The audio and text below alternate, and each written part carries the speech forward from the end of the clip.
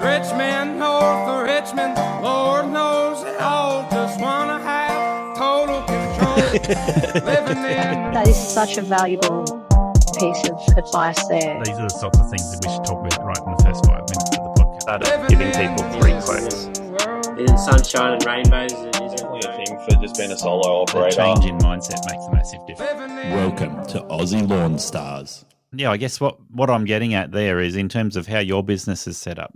So, Ben, it sounds like you do aim for that sort of customer that's in the middle there somewhere, mostly. For sure, yes. They're definitely in the middle. So, and like I said, I have a lot of freedom from a lot of the clients where I don't have to be there on a set day.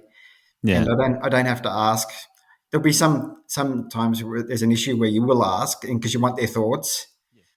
Because some people are obviously they're not just garden proud. They like gardening, and when they were younger, they did the gardening. Yes. And now they're getting older, so they want someone to do it for them. But they're still interested in that. Well, they might potter around and do their bits and pieces. Yeah. And they want to have some input, and that's fine. They're paying my wage, but they also respect my suggestions. Yeah. So yeah, I like those sorts of people. I know I value them pretty highly. Yeah. Yeah. They're good. So, Ben, I want to probe a little bit deeper. We're talking at the moment mostly on business choices, how you run your business and what you do. Is there anything that you have found running your business that you're like, okay, that's a golden winner. That's the golden egg in terms of going, that makes my business more valuable, or it makes me better money by choosing that? Or any advice you've got for people that are fresh in business and say, hey, you can bypass a lot of pain and hurt if you listen to these few things? Yeah, I think it's offering more services than just lawn mowing. I think there's just so much work out there that whether it's pruning, all the different tasks, hedge trimming, there's just so much work out there on each property. And sure, there's going to be some people that just want lawn mowing, but a lot of the clients want you to do more, and they want to know everything that you do, and can you do everything? Yeah. And I just think there's a lot of work on the table to be snapped up. So when you're starting off, I think don't just go down the lawn mowing path. Be prepared to get in and learn about other develop your skills in other areas. Because you can increase your income. Make more money if you're supplying mulch, if you're spreading the mulch, if you're planting, buying your plants wholesale. Yeah, then so there's good money there, and the clients want you to organise all the plants. They don't want to be going off to Bunnings on a Saturday afternoon. Yeah.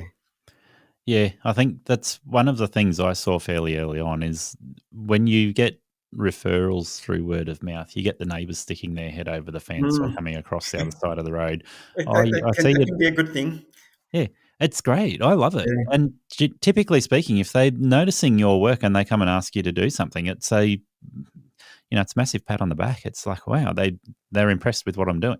But the number one thing I've noticed with word of mouth like that is, oh, we've already got a mower, but he doesn't do any gardening or he doesn't do the hedges. And it's like exactly what you're saying. Yes. People are either leaving money on the table. Yes. Or they're damaging their business because guess what? If you start doing their gardening and their hedges, why do they get the other person to do the mowing? Yeah. I mean, the garden that I was talking about, the double block with the lovely garden. Yeah. I've been going there since 2016. So I've been going there 8 years. And the lady said, we've already got a guy doing the lawns. And I've met him. He's a silent one on LMCA. He's a great guy. Yeah. And he just mows. He's got that much mowing work, him and another guy offside her. And that works well for them. And I'm not going to be asked to do the lawn because the mowing guy and the client have got the long relationship, and that's fine by me. I'm not out for that that part of the job. If he said to me he couldn't service it anymore, or she said, oh, he's gone, and could you do the lawn? Well, that's different. Yes. But I'm not going to offer lawn mowing in that regard because And No. you're very honourable there, Ben. You're not underhanded, not trying to cut somebody behind their back. It's great. But the reality is that whilst, yes, there's people out there who specialise in one thing and say, I only do hedges or I only do gardening or I only do lawn mowing, I've seen so many times where I've either lost work or I've gained work because of that dilemma. So Yes. I've either lost it on occasion because I said, yeah, I can't do that particular aspect of a job. And so they're like, well, we'll get somebody who can handle everything. Yes. Or I've gained work because I said, yeah, I can do your hedges. And you want me to do the lawns while I'm at it? Sure, I can do it. I'm not out there to try and ruin somebody else's business on them. But looking at that model, opposing what you're saying, the person who goes out there and just does lawns, there is a viable business model doing that. And it's really effective if you specialize in doing just one thing and doing it very well. Yes, no doubt. I guess the question always comes up in our industry, if you don't diversify, then when winter comes around, you don't have much income. Exactly. That's when it's going to work's going to come to a screaming halt. Yeah. Yeah. So if you do both all year round, then winter doesn't affect you as bad. That's right. Even if you just do lawn mowing in summer and then in coming off the shoulder of summer into autumn and through to spring, you do a diversity, it still works better for you. That's right. I mean, our growing season for the lawn went quite long this year. It seemed to, go into late April, early May, and then it really died off, and it's died off now. Probably been died off for a month or so, maybe longer for some people. Yeah, well, depending on what lawn they've got and where they are and whatnot. Yeah. I'm a little bit like other people in our industry. I like to find the rules. So I've talked about this on the podcast quite a few times, but I found in Australia it's almost like a hard rule. End of April, grass stops growing. And I've heard quite a few people say, no, for me it's end of May when it stops mowing. I might even go through the first couple of weeks in June. But a lot of people in Australia find end of April. So you do your last cut on the first week of May, if you're lucky, or last week of April, and you could basically take a holiday for 4 to 8 weeks. Yeah, I guess I can't do that because I offer the gardening service as well, yes. and I've got all the pruning. But yeah, I know what you're saying, that you're the lawn mowing guys who head up to Queensland for a month or so and do a trip up to Cape York or something silly like that. Exactly. Yes, but yeah, for sure. So any other business tips that you can think of for young budding entrepreneurs? Yeah, I think starting out, it's the basic things. You've got basic points. You've got to turn up to the quote. Or, if they ring you, you've got to, and you miss the call, you've got to ring them back straight away or message, text them back, however you do it. You've got to turn up to the quote on time, and follow through and then turn up and do the job and make sure you do it to a great standard and that the customer's happy and you're happy. And then hopefully you get paid pretty quickly. I reckon Jim would offer you a job for saying that. I know with the Jim's franchise, that's their mantra basically is, doesn't matter how much you charge. If you get a phone call requesting a quote, you get a lead, you've got less than 24 hours to respond. You need to respond within 1 hour, but you need to attend to quote within 24 hours basically. Yes, yeah. And like I had a few quotes, a few people ring in just before we went on our break just recently, and I messaged them and said, I can't help you out for, late the following week to come and do the quote. And I thought at least be upfront with them, and they said, no, we're happy to wait. No problems. Have a good break. Yep. and if they don't want to wait, that's no problem. They move on. I move on. Yeah. Everyone's crystal clear on, and whether I can help out or not. Yeah, and I think that transparency is really important. Your net's not as big as Jim Penman, so you just got to be really transparent with requests so that they've got the choice easy. Yep, that's it. You don't want to. You want to, and also if there's a lead that you're not getting a good vibe on, or you do the quote, you have a look at, you meet them and have a look at the garden, and you think, now, this job isn't for me. Well, then you can. You just politely say, unfortunately, I can't help you out at this stage. Wishing you all the best. And then it's all polite. Yeah. I've heard a lot of different ways of handling that, and I think you're spot on. Keep it polite, keep it professional, and move on quickly. I've found a bunch of ways. So the famous put the price up to price them out of the out of the job. If you want to give them a shot, but you're like, I don't want the job, how much do I need to price it at to make it so that I really want that job? Yes. That's one way of dealing with it, but it's not always considered professional, right? Because if you're charging $10,000 to mow 3 square meters of grass, and they take you up on it, that's probably not going to look good for your business. Yeah, you're going to get bad. You're going to get a bad review, or you're going to get their children who are adults themselves probably ringing you up and abusing you, and Yes. word will spread. Yeah, so to a degree, and I think Jim Penman sort of pushes that line of if you're quoting, quote high rather than don't quote. Yes. So if it's an $80 job and you want to make sure you're covering your bases, quote 120 or 130. But yeah, certainly you can go down the other path, what you're saying, of politely declining the quote. And there's various ways I've found to do that too. So one of the ways I have found is, rather than saying I'm not going to take the job, I'll either say I'm not available for it for various reasons. I won't be able to do it because it's outside of the scope of what I do. Here's somebody else's phone number. For sure. Perfect. Yep. And then someone else can have a go at it. And if they're starting out or they're quiet, well, they can follow up on it and hopefully they get the job. Another one is it doesn't fit in my schedule well. And it's, if you're making it up and lying and the customer sees through that or they catch you out, that doesn't look good for you, right? But if I say to a potential customer, I'm only in your street on a Wednesday and you want me to do it on a Thursday, that doesn't fit with my schedule. Yes. Unless I'm turning up there every Thursday and doing other lawns, then there's no need for them to question whether I'm being honest with them or not, right? It's No. there. Yeah. And it is a legitimate reason to turn down a quote. Yeah. Just say, unfortunately, it's not for me. I can't help you out at the moment. Yeah. Yeah. So I guess the worst one I ever had was a customer that just was too demanding on my time, and they kept on expecting me to basically bend over backwards to do their job when it was going to be convenient for them on their shift work. Yes. And I ended up saying to them, look, it really doesn't work for me to keep doing this. I can't put a price on this to make it worth my while, so I'm going to have to recommend you to somebody else. Yes. And they were happy to pay extra. Extra. They knew that they were a pain. They were happy to pay well above what I would charge somebody else. Somebody else. But it was still, I mean, you know what it's like. If you've got a customer that's not in your schedule and you've got to go out of your way, even 5 minutes extra out of your way to get to that customer, you might end up losing a morning because they like, oh, I've got a late shift, I need to sleep in, and you can't turn up before 10:30 a.m. And then you're going, man, I've got to go out of my way for them, and then I still can't be there till 10:30 a.m. Yes. and you get, and like I find that even if it's just a quote and it's a little bit out of your area, I used to go and do those ones, but then you get stuck in, the school traffic and Yep.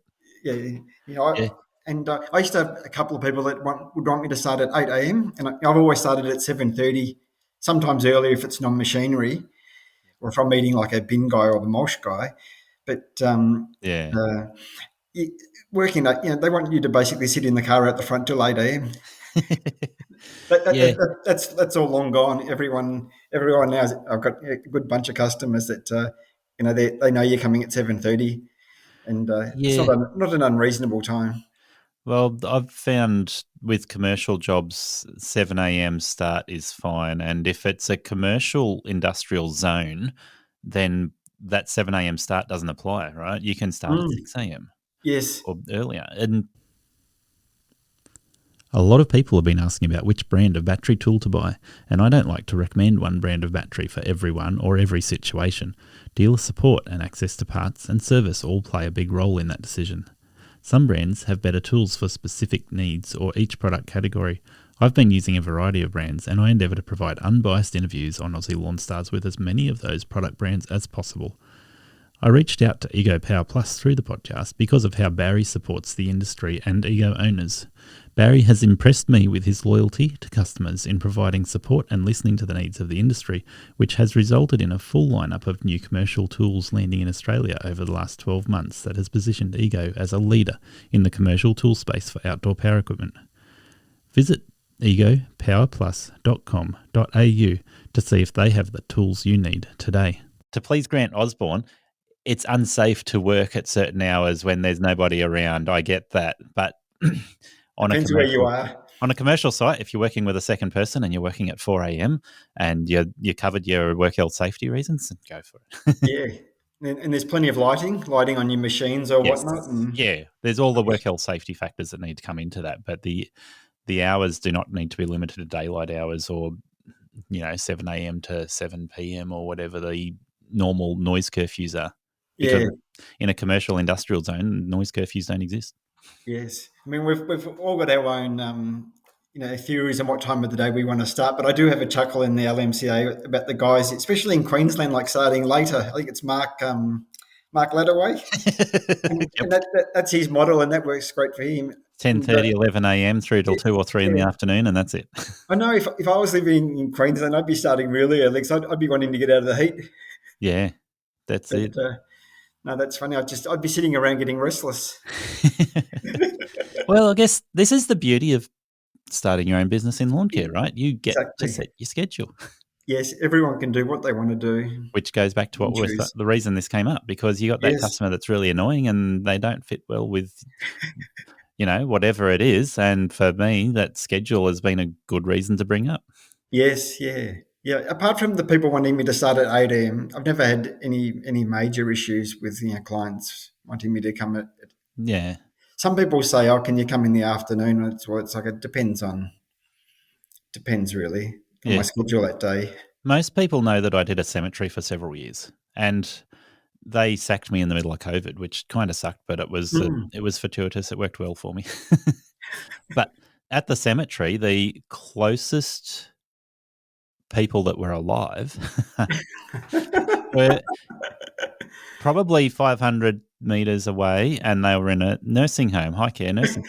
So the And hearing's not great, potentially. I would start at the cemetery at 6 a.m. and I would use battery powered equipment until 7 a.m. And after that, it didn't matter.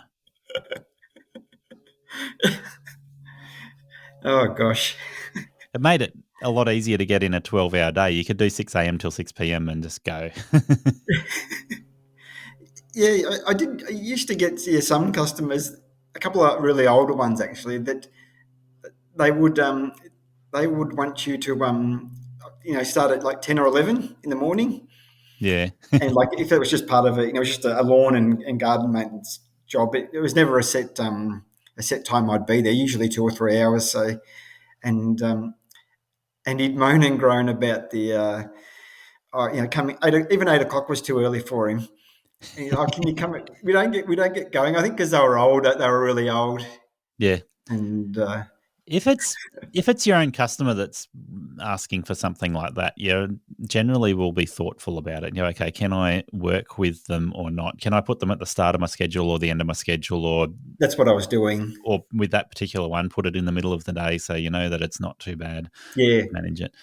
But I had one job where I would do my customer's lawn, and they were happy for me to turn up at any time that worked convenient, and within reason. But it was not a problem.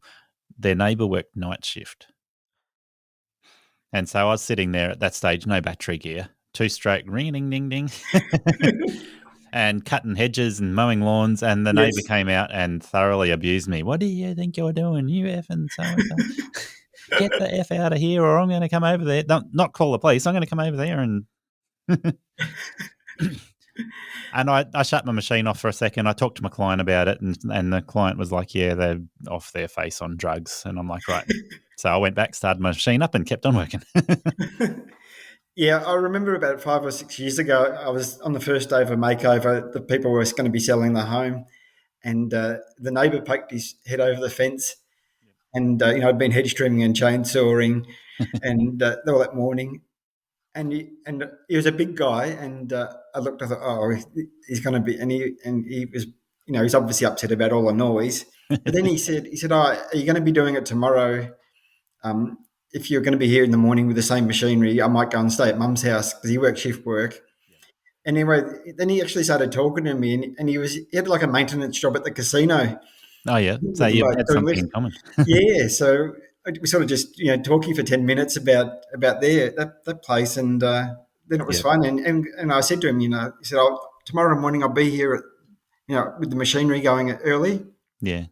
and I let him know that the stump grinding guy was coming at one stage. That'd be noisy, and after that, it'll all be quiet stuff, quiet tasks. So And I think it doesn't hurt to have a little bit of empathy for neighbours in situations like that, right? So yes, in the situation I was in, it was like, right, he's just off his face on drugs and he's going to be aggressive. I'm just going to go back to making a lot of noise. But the reality is, if you go back to in our lifetime, because we're similar age, when you're kids, there wasn't lawn contractors running around doing lawns in the middle of the week. It was every man was doing their lawn on a Sunday afternoon. that's it. So for people who are doing shift work and they've got to adjust to this idea that people turn up at their neighbour's yard and run two-stroke equipment any day of the week, middle of the day, Yeah, it's tough to adjust. yeah, it's going to happen. Well, yeah, it is. But the more of us use battery gear, Yeah. Well, a couple of years ago, I think it was about Easter 2022. I was on a garden maintenance job, and I was probably at about an hour's blowing down a paths and that at the end. Anyway, I got out to the car at the end, and there was a new neighbour in the street, and he came out and he started abusing me, and he was swearing the F word and pointing and pee off and that, but he wasn't blocking out anyway. It was the full word. Yep. And anyway, there was also an arborist working down the road with the chipper going, and that was all. That was where all the noise was. It wasn't. Yep. I think he thought that the blower was making all the noise. Yeah. But a big chipper and a chainsaw's going. That's going to make a lot of noise too. But he wasn't going to go down and tell them off.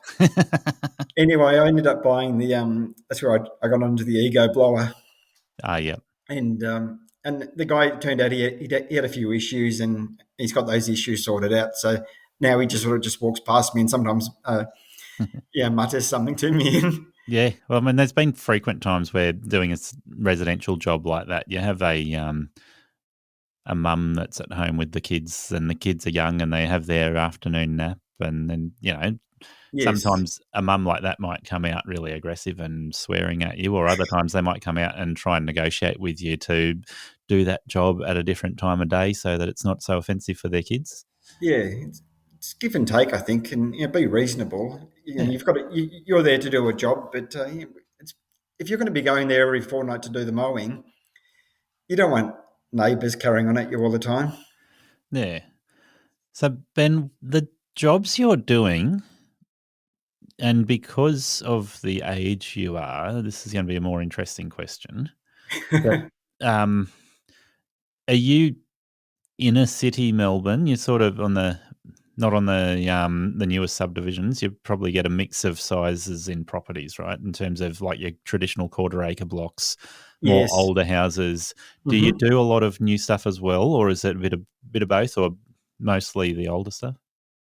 When you say newer stuff, what do you mean? Do you mean? Well, if you look at a new subdivision these days, it's probably medium density housing, or Okay, at very best, it's like your traditional separate houses with gutters that are almost touching.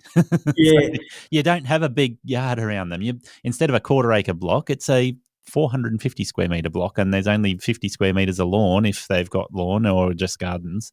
Yes. Yeah. No. Funny you say that. In our area, a lot of our suburbs, they're with the long block. The block's probably a bit under a quarter of an acre, but they're splitting them in half, Yeah, right down the middle, and they're building two long narrow townhouses side by side. Right, yeah. And each house has basically the front door, a room at the front, and then often a single garage. So you love the properties that are still old and not been renovated and turned into these narrow, useless blocks because you've got a garden that you can enjoy. Yeah, absolutely. And it's easier for parking because the more of these townhouses, these blocks where they're putting two townhouses, it's reducing the parking in the street if you've got a ute and a trailer. 2 or 3 times as many driveways in the street. So absolutely. Yeah. Every long nature strip that you're eyeing off a parking spot, there's now another driveway. Yeah. Well, see, I'm on 1,600 square metres of land here, and I could easily park between my driveway and my neighbour's driveway on one side with a trailer on. And, even like I've seen a truck unload out the front of my place, and a decent-sized truck could unload and park in between the driveways, and it's not a problem. Yes. But on the other side of my place, the neighbour's driveway touches my driveway. And there's a tiny little bit of grass this wide in between. Yeah, we're a good distance out from like the CBD. Like, I don't know if you've been to Melbourne. I have much, been there, or but I have no idea. in the Like suburbs.